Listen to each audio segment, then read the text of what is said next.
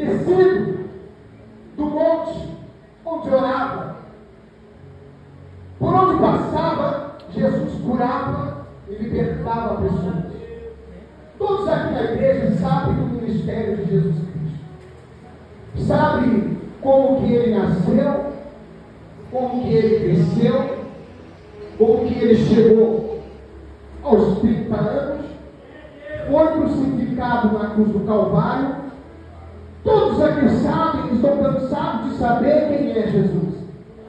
Só que algo interessante para mim e para você nessa noite é de que forma que eu trato Jesus, de que maneira que eu recebo Jesus quando eu ouço a palavra dele, de que maneira eu chego e me aproximo diante dele. Tenho aqui um exemplo muito curioso, muito interessante na palavra do Senhor, de um homem conhecido na Bíblia como um centurião, um guarda romano. Muito curioso, muito interessante entender que esse homem ele não era judeu, mas era romano, um guarda centurião também tinha autoridade. Só que esse homem, sabendo que ele tinha autoridade, não quis se pôr como autoridade. Eu vejo dentro da Bíblia que esse homem, por autoridade que ele tinha, porque quem sabe é que os romanos tinham autoridade sobre os judeus. Tinha autoridade, toda autoridade eles tinham sobre os judeus romanos. A igreja sabia disso? Amém. Os romanos tinham autoridade sobre os judeus, mas não tinham autoridade sobre Jesus.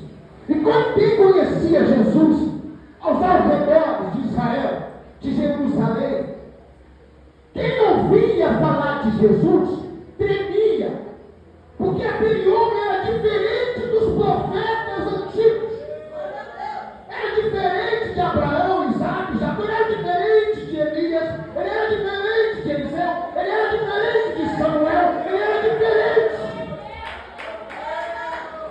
E quem ouvia falar de Jesus Cristo tremia. Tinha medo por quê, pastor? Tinha medo porque ele causava transtorno para aqueles que se diziam assim. E a Bíblia vem nos dizer que um certo centurião,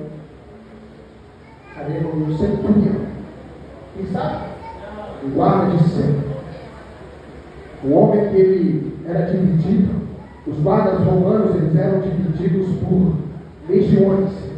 Legiões são em torno de 3.000 soldados, e eram divididas essas legiões por centuriões, ou seja, cada legião tinha um comandante maior que dirigia 100 homens para estabelecer uma cidade, guardar uma cidade, uma província, algum lugar, ou levar um rei, conduzir, aí por diante. E esse homem, ele era incumprido, ele tinha muito respeito em Roma, ele tinha muito respeito pelos seus soldados, ele tinha uma autoridade que ele mesmo expõe na palavra, que ele manda ir, o soldado vai, ele manda vir, o seu soldado vem. E inclusive ele tinha o seu servo dentro de sua casa, que era submisso a ele, e tudo que ele pedia o seu servo fazia, tudo que ele mandava o seu servo fazia, e não fazia de qualquer maneira, fazia com excelência. Porque assim é o servo que obedece o seu Senhor. E agora esse homem, ele se depara com Jesus entrando na cidade de Cafarnaum, com uma grande multidão atrás de Jesus querendo milagre, correndo atrás da sua bênção.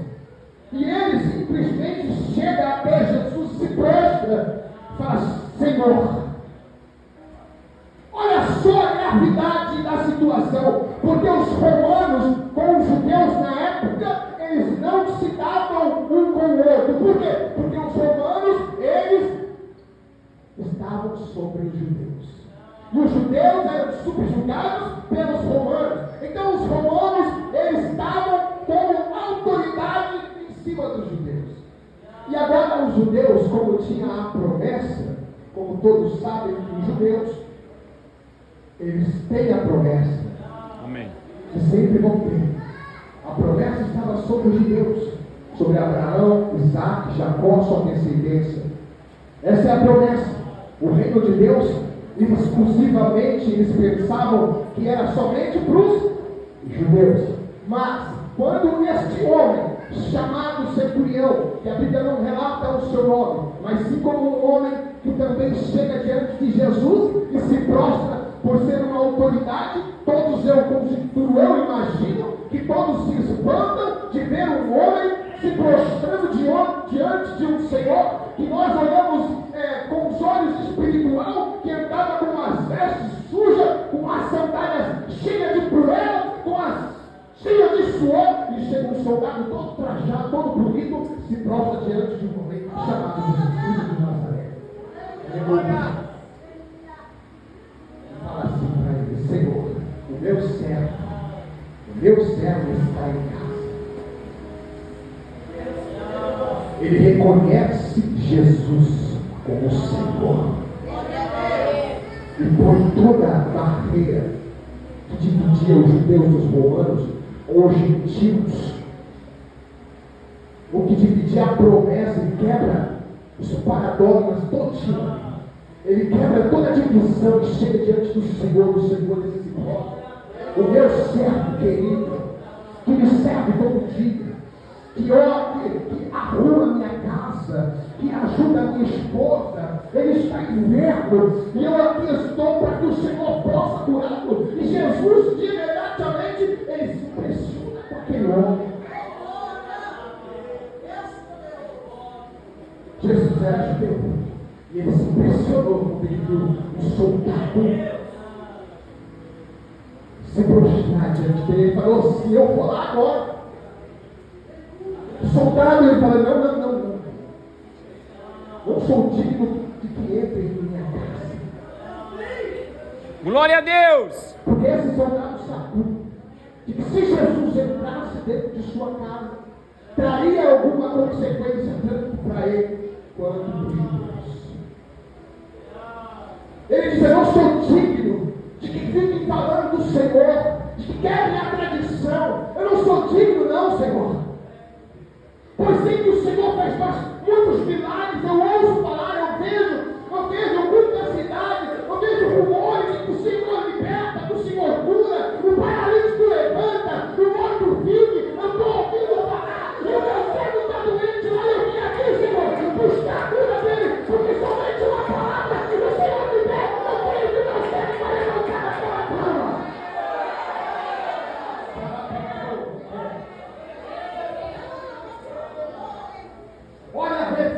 Olha a reverência desse centurião, desse comandante da guarda romana. Eu imagino os soldados dele como quem ficou perplexo de ver o seu comandante se ajoelhando diante de um judeu.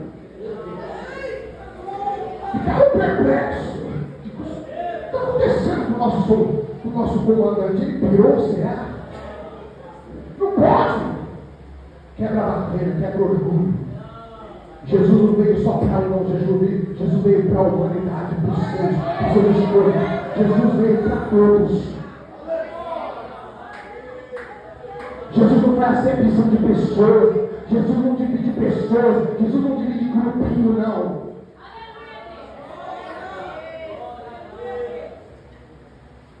Jesus veio para a humanidade. A Bíblia diz bem, cara, em João 3,16: porque Deus amou o mundo de tal maneira que deu o seu Filho unigênito para aquele que todo crê, que não pereça, mas tenha a vida eterna. Se você crê,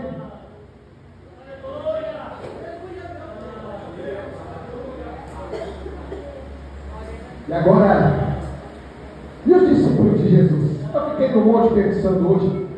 Eu sentei lá e fiquei debaixo de uma árvore, e o sol estava uma benção hoje. Eu fiquei pensando nos servos de Jesus, os seus discípulos, que o acompanharam. O que eles pensaram disso?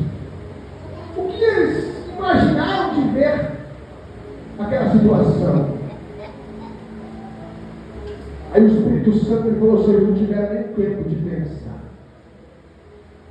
Porque quando eles iam pensar, o Senhor já ouviu uma palavra. Disse assim: ó, com toda certeza vos afirmo que nem mesmo em Israel encontrei alguém com tão grande fé.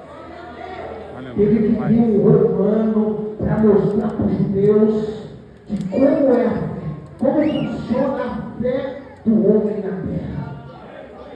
Teve que vir um homem romano, gentil, de outro estado, de outro país, para mostrar para os escolhidos, para os filhos da promessa, de como funciona a fé.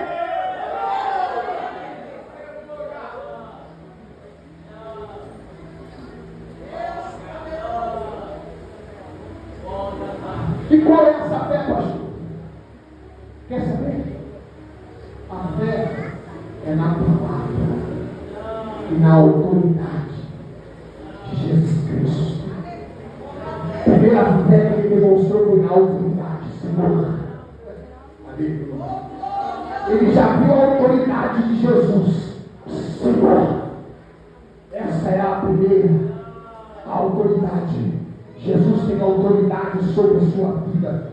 Jesus tem autoridade nessa noite para quebrar obras de macumbaria, de feitiçaria, obras feitas na Mata Virgem, na cachoeira, no cemitério, feito lá no mar, jogado para destruir casamento, jogado para destruir seu lar, colocar enfermidade. Jesus tem autoridade sobre o céu e sobre o inferno, e diante de toda a terra está o teu poder e a tua autoridade. E se o homem nessa terra reconhece que ele é autoridade, para mostrar para você essa noite que ele tem poder de mudar a tua história, pode glorificar ele nessa noite.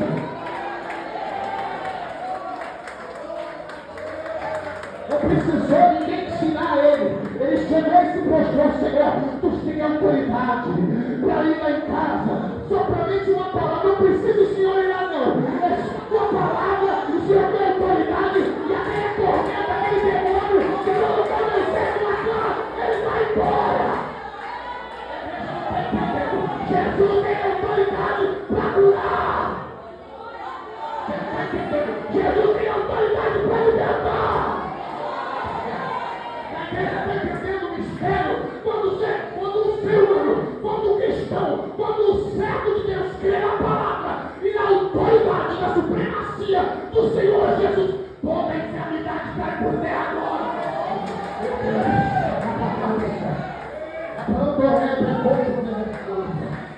Meu Deus.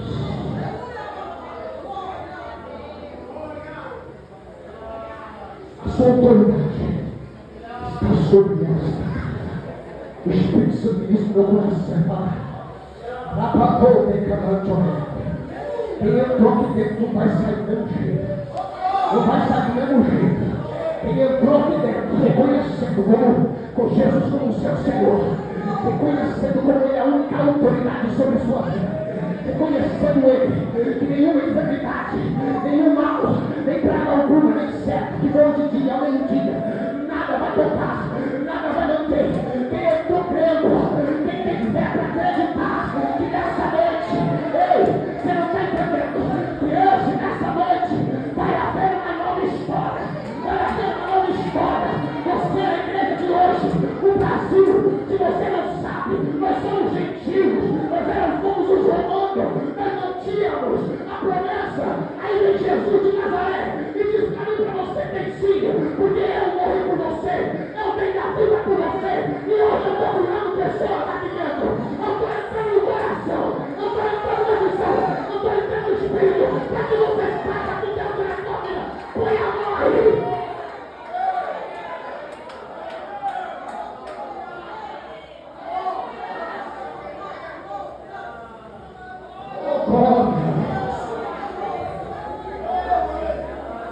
Jesus falou comigo assim, ó, tem coisas que eu vou fazer, mas tem coisas que só você pode fazer.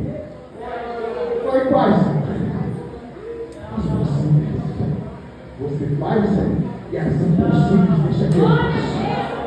É mesmo, Senhor. Porque eu lembro